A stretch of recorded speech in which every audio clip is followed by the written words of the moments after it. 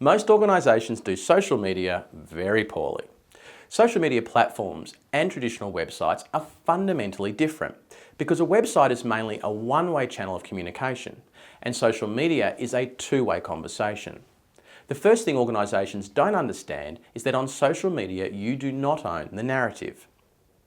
In 2012, McDonald's released a social media campaign to highlight its employees who work to produce the meals and to also promote its fresh produce.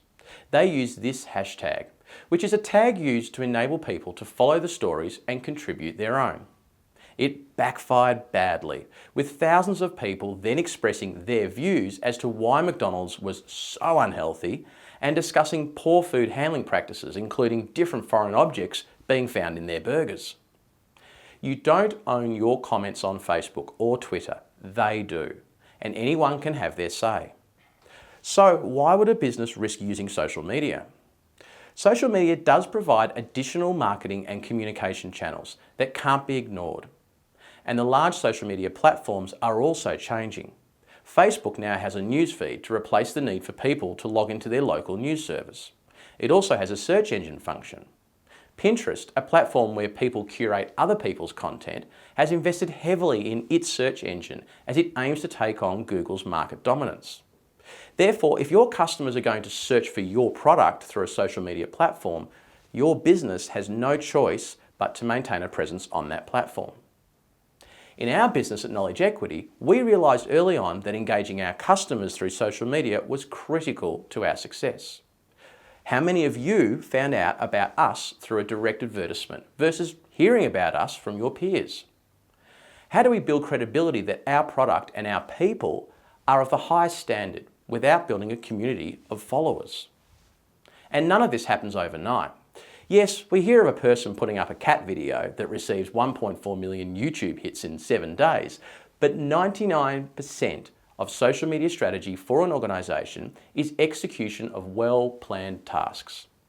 You aim to produce and curate high-quality content that enables your organisation to be regarded as a trusted source in their field of expertise.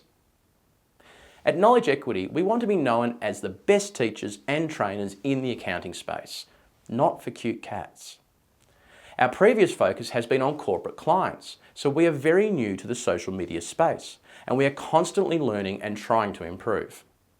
To do this, we rely on using a range of communication mediums that we release on both social media and traditional communication channels.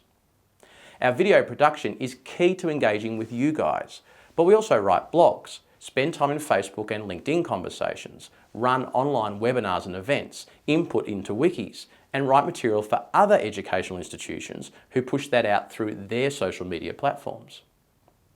We have to manage the risks of our employees using social media when they represent our business, but this is achieved through a combination of education and trust rather than strict rules and monitoring.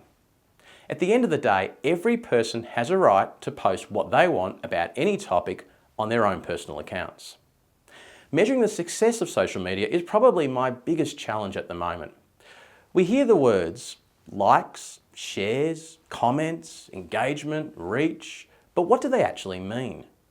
One thing I would recommend to any business is to not overcomplicate how much you measure or what you draw from it. We are in the age of big data, but it is easy to fall into the trap of paralysis by analysis, where you start believing figures that don't then result in outcomes you expect. To recap, organisations are still well behind consumers in learning how to harness the power and risks of social media. They also need to use it in a different way to how you or I would.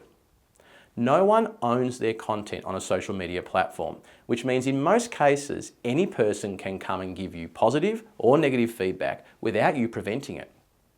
Many large organisations implement policies around how their employees use social media, and government legislation is also evolving to try and place more responsibility on organisations to control content they release or even posting of third parties on their social media accounts. In 12 months' time, there will be new platforms, new ways, and yet more ways of sharing content and conversations. So watch this space.